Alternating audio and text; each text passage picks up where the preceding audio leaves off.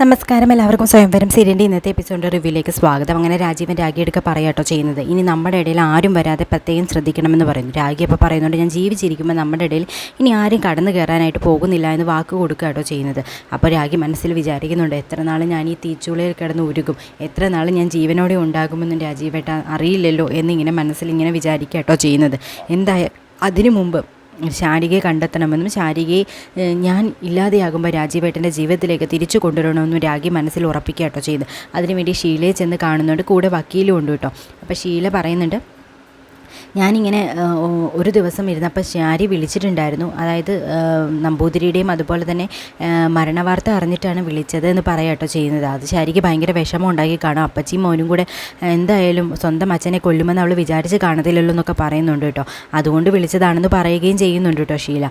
അടിമാലിയിൽ നിന്നാണ് വിളിച്ചതെന്നും അതിനുശേഷം പിന്നീട് ഒരിക്കൽ വിളിച്ചപ്പോഴത്തേക്കും അവൾ അബുദാബിയിലേക്ക് പോകുന്ന കാര്യം ഒരു ട്രാവൽ ഏജൻസിയിലെ സമീപിച്ച കാര്യമൊക്കെ പറയുകയുണ്ടായി എന്ന് പറയട്ടോ ചെയ്യുന്നത്. അപ്പോൾ അവൾ അടിമാലിയിൽ തന്നെ കാണുമെന്ന് രാഗി ഉറപ്പിക്കുന്നുണ്ട് കേട്ടോ. അല്ല, രാഗി എന്തിനാണ് അവളെ ഇങ്ങനെ അന്വേഷിക്കുന്നതെന്ന് ഷീല ചോദിക്കുമ്പോഴത്തേക്ക് എനിക്ക് അവളെ കണ്ടെത്തിയിട്ടൊരു അത്യാവശ്യമുണ്ട് എന്ന് പറയാട്ടോ ചെയ്യുന്നത് രാഗി. എന്തായാലും എൻ്റെ ആവശ്യമാണ് അവളെ കണ്ടെത്തേണ്ടത്, ഉറപ്പായി ഞാൻ അവളെ കണ്ടെത്തുമെന്ന് പറയുന്നു. അടിമാലിയിൽ എന്തായാലും ഞാൻ അന്വേഷിക്കുമെന്നും തീരുമാനിക്കാട്ടോ ചെയ്യുന്ന രാഗി. രാജേന്ദ്രൻ ഇതെല്ലാം കേൾക്കുന്ന രാജേന്ദ്രൻ ഉറപ്പിക്കുകയാണ് കേട്ടോ ചെയ്യുന്നത്. എന്തായാലും രാഗി കണ്ടെത്തും മുമ്പ് തന്നെ ശാരികയെ കണ്ടെത്തണം, അവളെ ഞാൻ അവിടെ നിന്ന് പൊക്കുകയും ചെയ്യണമെന്ന്. പിന്നീട് ഷീലയുടെ അടുക്ക പറയുന്നുണ്ട്, എല്ലാ വഴിയിലൂടെയും ഒന്ന് അന്വേഷിക്കണം, ശാരികയെക്കുറിച്ച് എന്തെങ്കിലും വിവരം കിട്ടുവാണെങ്കിൽ എന്നെ അറിയിക്കണമെന്ന് പറയുന്നു. ഞാൻ എന്തായാലും അടിമാലി പോയി അന്വേഷിച്ചോളാമെന്നും പറയാട്ടോ ചെയ്യുന്നത്. ഇത് രാജീവൻ അറിയാതെ കേട്ടോ രാഗി ഇതെല്ലാം ചെയ്യുന്നത്. ഇവിടെ രാജീവനും കുട്ടികളും കൂടെ കളിച്ചുകൊണ്ടിരിക്കുന്ന സമയത്ത് രാഗി അങ്ങോട്ടേക്ക് വരുന്നുണ്ട്. അവരുടെ സന്തോഷം കണ്ട് രാഗിയുടെ കണ്ണ് നിറയുന്നുണ്ട് കേട്ടോ. എനിക്കിതൊക്കെ എത്ര നാൾ കാണാനായിട്ട് സാധിക്കുമെന്നും ചിന്തിക്കുന്നു. പിന്നീട് രാഗി തന്നെ ഒരു ഐഡിയ മുമ്പോട്ട് വയ്ക്കുകയാട്ടോ ചെയ്യുന്നത്. നമുക്ക് എല്ലാവർക്കും കൊണ്ട് ഒരു ടൂറ് പോകാമെന്ന്, അടിമാലിയിലും തേക്കടിയിലും മൂന്നാറിലും ഒക്കെ പോകുന്ന രീതിയിൽ ഒരു ടൂറ് പ്ലാൻ ചെയ്യാമെന്ന് പറയുന്നു. അപ്പോൾ എല്ലാവർക്കും സന്തോഷമാവുകട്ടോ ചെയ്യുന്നത്. രാഗിയുടെ ഉദ്ദേശം ശാരികയെ കണ്ടെത്തുക എന്നുള്ളതാണെന്ന് ആർക്കും മനസ്സിലാവുന്നില്ല കേട്ടോ. രാഗി അങ്ങനെ മനസ്സിൽ കരുതാണ്, ഈ യാത്ര കഴിഞ്ഞ് വരുമ്പോൾ ശാരികയും കൂട്ടിക്കൊണ്ട് ഇങ്ങോട്ടേക്ക് വരുവുള്ളെന്നും ഇതൊരു വഴിത്തിരിവാകുമെന്നും രാഗി കരുതുന്നു. പിന്നീട് രാജേന്ദ്രനാണെങ്കിൽ ഷീലയുടെ വീട്ടിലേക്ക് എത്തുക കേട്ടോ ചെയ്യുന്നത്. അപ്പോൾ ഷീലയുടെ അച്ഛൻ പുറത്തേക്ക് വരുന്നുണ്ട്. ഞാൻ രാജേന്ദ്രനാണെന്നും ജയിൽ സൂപ്രണ്ടാണെന്നും ഒക്കെ പറയുന്നുണ്ട് കേട്ടോ. രാഗിയുടെ സിസ്റ്ററാണെന്നും എനിക്ക് ഷീലയെ ഒന്ന് കാണണമെന്നും പറയുന്നു. പിന്നെന്താണെന്നും പറഞ്ഞുകൊണ്ട് അയാൾ അകത്തേക്ക് കയറ്റിയിരുത്തുന്നു. പിന്നീട് ഷീലയുടെ അടുക്കെ ശാരികയെ പറ്റിയുള്ള കാര്യങ്ങൾ ചോദിക്കട്ടോ ചെയ്യുന്നത്. അപ്പോൾ ഷീല പറയുന്നുണ്ട്, ഞാൻ എല്ലാ ഡീറ്റെയിൽസും രാഗിക്ക് അയച്ചു കൊടുത്തല്ലോ, അതും രാഗിയുടെ ഫോണിൽ നിന്ന് നഷ്ടപ്പെട്ടു, അതുകൊണ്ടാണ് എന്നെ പറഞ്ഞു വിട്ടത്. ഞാൻ പോലീസ് ഡിപ്പാർട്ട്മെൻറ്റിലാണേ, അപ്പോൾ എനിക്ക് ആ നമ്പറോ ഡീറ്റെയിൽസോ കിട്ടുകയാണെന്നുണ്ടെങ്കിൽ പെട്ടെന്ന് കണ്ടെത്താനായിട്ട് സാധിക്കും. രാഗിക്ക് വരാനായിട്ട് ജോലി തിരക്കുള്ളതുകൊണ്ടാണ് എന്നെ വിട്ടേന്ന് പറയുന്നു. അപ്പോൾ ഷീല ചോദിക്കുന്നുണ്ട്, എന്തിനാണ് രാഗി ഇത്രത്തോളം ശാരികയെ അന്വേഷിക്കാനായിട്ട് കഷ്ടപ്പെടുന്നതെന്ന് ചോദിക്കുന്നു. അതൊക്കെ കാരണമുണ്ട്, അതൊക്കെ വഴിയെ മനസ്സിലാകും. വേറെ എന്തെങ്കിലും വിവരം നിങ്ങൾക്ക് ശാരികയെ പറ്റി അറിയാമോ എന്ന് ചോദിക്കുമ്പോഴത്തേക്കും ഷീലയുടെ അച്ഛൻ പറയുന്നുണ്ട് കേട്ടോ, ശാരികയുടെ അമ്മ വീട്ടിൽ അനിരുദ്ധൻ എന്ന് പറഞ്ഞ ഒരാളുണ്ട്, അവരുടെ വീട് ഇപ്പോൾ അടിമാലിയിലാണ്. അവർ തൊടുപുഴയിൽ നിന്ന് അടിമാലിയിലേക്ക് താമസം മാറ്റി. ചിലപ്പം ശാരിക അവരോടൊപ്പം ആയിരിക്കും ഉണ്ടായിരിക്കുക എന്ന് പറയാം കേട്ടോ ചെയ്യുന്നത്. ഇത് കേൾക്കുന്ന രാജേന്ദ്രന് സന്തോഷമാവുന്നുണ്ട് കേട്ടോ. അപ്പോൾ അയാളുടെ നമ്പറോ കാര്യങ്ങളോ ഉണ്ടോ എന്ന് ചോദിക്കുന്നുണ്ട് കേട്ടോ. അപ്പോൾ ഉടനെ ഷീല പറയുന്നു, നമ്പർ എൻ്റെ കയ്യിലുണ്ടെന്ന് പറയും. എന്നാൽ പിന്നെ അതെനിക്ക് തരാമോ എന്ന് ചോദിക്കുന്നു. ഷീലയൊന്ന് സംശയിക്കുന്നുണ്ടെങ്കിലും രാഗിയുടെ കൊച്ചേട്ടനായതുകൊണ്ട് തന്നെ ഷീല നമ്പർ കൊടുക്കാനായിട്ട് തയ്യാറാവുക കേട്ടോ ചെയ്യുന്നത്. അങ്ങനെ രാഗിക്ക് കിട്ടാത്ത ഇൻഫർമേഷൻ രാജേന്ദ്രന് കിട്ടുക കേട്ടോ ചെയ്യുന്നത്. അങ്ങനെ ഷീല നമ്പർ കൊടുക്കുന്ന അനിരുദ്ധിന്. മിക്കവാറും ശാരിക അനിരുദ്ധിൻ്റെ കൂടെ ശാരികയുടെ അമ്മയുടെ വീട്ടിൽ തന്നെ ആയിരിക്കും കേട്ടോ ഉണ്ടാവുക. അപ്പോൾ ആ വിവരം എന്തായാലും രാജേന്ദ്രനെ കിട്ടുന്നു. ഇനിയിപ്പോൾ രാഗിയെക്കാട്ടിയും പെട്ടെന്ന് ശാരികയെ പൊക്കാമെന്ന് മനസ്സിലാക്കുന്നു. ഉറപ്പായിട്ടും ശാരിക അവിടെ തന്നെ കാണുമെന്ന് രാജേന്ദ്രൻ ഉറപ്പിക്കുക കേട്ടോ ചെയ്യുന്നത്. പിന്നീട് രാജേന്ദ്രൻ പറയുന്നുണ്ട്, പിന്നെ ഞാൻ വന്നതും ഇങ്ങനെയൊക്കെ വാങ്ങിയതൊന്നും മറ്റാരും അറിയണ്ടെന്ന് പറയാട്ടോ ചെയ്യുന്നത്. അതെന്താണെന്ന് ചോദിക്കുന്നുണ്ട് കേട്ടോ ഷീല. അല്ല, അത് നീ അറിഞ്ഞു കഴിഞ്ഞ് കഴിഞ്ഞാൽ രാഗിക്ക് മോശമല്ലേ, അതുകൊണ്ട് ഞാൻ പറഞ്ഞതേ ഉള്ളൂ. രാഗി ശാരികയെ അന്വേഷിക്കുന്നത് മറ്റാരും അറിയാതിരിക്കുന്നത് തന്നെയാണ് നല്ലതെന്നൊക്കെ പറയാട്ടോ ചെയ്യുന്നത്.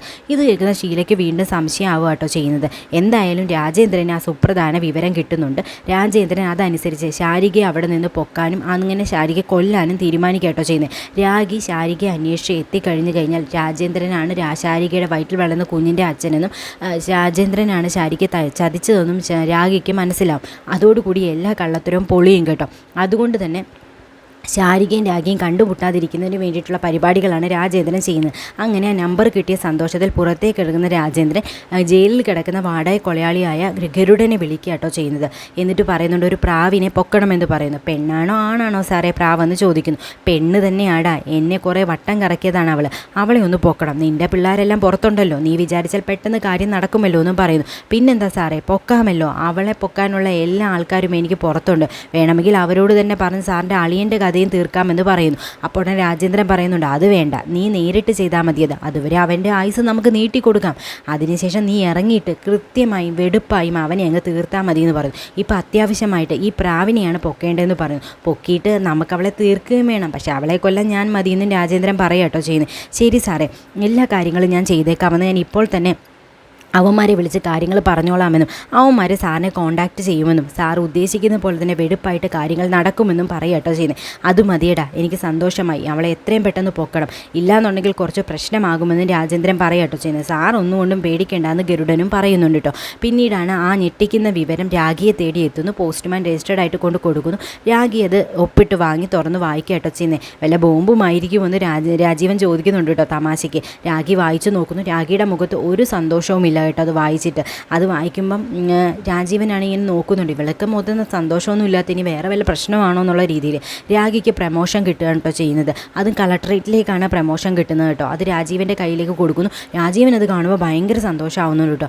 എന്തോ ഒരു ദുരന്ത വാർത്ത കേട്ട പോലെയാണ് രാഖിക്ക് പക്ഷേ അത് ഫീൽ ചെയ്യുന്നത്. രാഖി രാജീവനെ നീട്ടുന്നു. രാജീവൻ വായിച്ചു നോക്കുന്നു. സന്തോഷം കൊണ്ട് രാജീവൻ തുള്ളിച്ചാടുന്നു. നിനക്ക് എന്താടി പറ്റിയത്?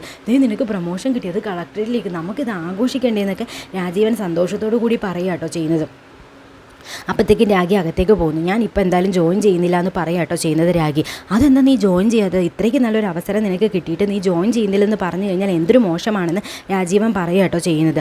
നമുക്ക് എന്തായാലും ഇത് ആഘോഷിക്കണം, നീ ജോയിൻ ചെയ്യുക തന്നെ വേണമെന്ന് പറയുന്നു. അപ്പോൾ ഉടനെ തന്നെ രാഖി പറയുന്നു, നമ്മൾ അടിമാലിക്ക് പോകാനായിട്ട് തീരുമാനിച്ചതല്ലേ കറങ്ങുന്നതിന് വേണ്ടിയിട്ട് കുട്ടികളുമായിട്ട്, ആ സന്തോഷം ഞാൻ തല്ലിക്കെടുത്തുന്നില്ല, ഞാൻ ഇപ്പോൾ ജോയിൻ ചെയ്യുന്നില്ലെന്നാണ് പറഞ്ഞത്, അല്ല ജോലി വേണ്ടെന്നല്ല പറഞ്ഞതെന്ന് പറയാട്ടോ ചെയ്യുന്നത്. രാഖിയുടെ മനസ്സിൽ എങ്ങനെയും ശാരികയെ കണ്ടെത്തണം, പിന്നെ അസുഖവും ഉണ്ട്, ഇപ്പോൾ പോയി സ്ട്രെയിൻ ചെയ്യാനൊന്നും സാധിക്കത്തില്ല, അതുകൊണ്ട് തന്നെ എത്രയും പെട്ടെന്ന് കാര്യങ്ങളൊക്കെ നീക്കണം, അല്ലെങ്കിൽ ഞാൻ ചിലപ്പോൾ ഇടയ്ക്ക് വെച്ച് മരിച്ചു പോയാലെന്നുള്ള ചിന്തയാണ് രാഖി അലട്ടുന്നത്. പിന്നീട് രാജീവൻ ചോദിക്കുന്നത്, നീ എന്തോ എന്നിൽ നിന്ന് മറച്ചു വെക്കുന്നുണ്ട്, നിനക്ക് എന്തെങ്കിലും വയ്യായിക ഉണ്ടോ എന്ന് ചോദിക്കുന്നു. അപ്പോൾ ഉടനെ രാഖി പരിഭ്രമിക്കാട്ടോ ചെയ്യുന്നിട്ട് രാഖി പറയുന്നുണ്ട്, എനിക്ക് സ്ട്രെസ്സും സ്ട്രെയിനും കാരണം കുറച്ച് ബുദ്ധിമുട്ടുണ്ടായി, പക്ഷേ ഇപ്പോൾ അതൊക്കെ മാറി, ഇപ്പോൾ ഒരു പ്രശ്നവുമില്ല എന്ന് പറയാട്ടോ ചെയ്യുന്നത്. നമുക്ക് കുറച്ച് ദിവസം സന്തോഷമായിട്ട് ഇരിക്കാം, അതിനുശേഷം ഞാൻ പോയി ജോയിൻ ചെയ്തോളാം, അതുവരെ രാജീവേട്ടനെ ജോയിൻ ചെയ്യാനൊന്നും നിർബന്ധിക്കരുതെന്ന് രാഖി പറയാട്ടോ ചെയ്യുന്നത്. എനിക്ക് കുറച്ച് കാര്യങ്ങളൊക്കെ ചെയ്ത് തീർക്കാനുണ്ട് രാജീവേട്ട, ഇത്രയും നാളും ഞാൻ നിങ്ങളെ വേദനിപ്പിച്ചു, എനിക്കിനി നിങ്ങളെ സന്തോഷിപ്പിക്കണം, അതിന് വേണ്ടിയിട്ടാണ് ഞാൻ ഇനി അങ്ങോട്ടുള്ള ജീവിതം മാറ്റി വെച്ചിരിക്കുന്നത്, അതുകൊണ്ട് നിങ്ങളുടെ കാര്യമാണ് എനിക്ക് പ്രധാനം, അത് കഴിഞ്ഞുള്ളൂ എനിക്ക് മറ്റെന്തുമെന്ന് രാഖി പറയുന്നു.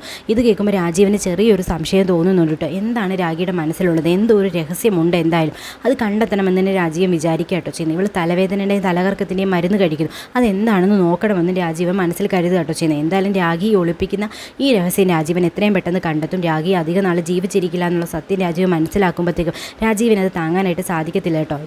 രാഖിയാണെങ്കിൽ ശാരികയെ കണ്ടെത്തി രാജീവൻ്റെ ജീവിതത്തിലേക്കും കുട്ടികളുടെ ജീവിതത്തിലേക്കും കൊണ്ടുപോകാനായിട്ട് ശ്രമിക്കുന്നു. രാഖിയുടെ അവസാന ആഗ്രഹം എന്ന നിലയിൽ രാജീവനോടും ശാരികയോടും ആവശ്യപ്പെടാൻ പോകുന്നത് നിങ്ങൾ തമ്മിൽ ഒന്നിച്ച് ജീവിക്കണം എന്നുള്ള കാര്യം കേട്ടോ. എന്തായാലും അതിനു വേണ്ടി നമുക്ക് കാത്തിരിക്കാം. അടുത്ത എപ്പിസോഡിൽ ബാക്കി കാണാം.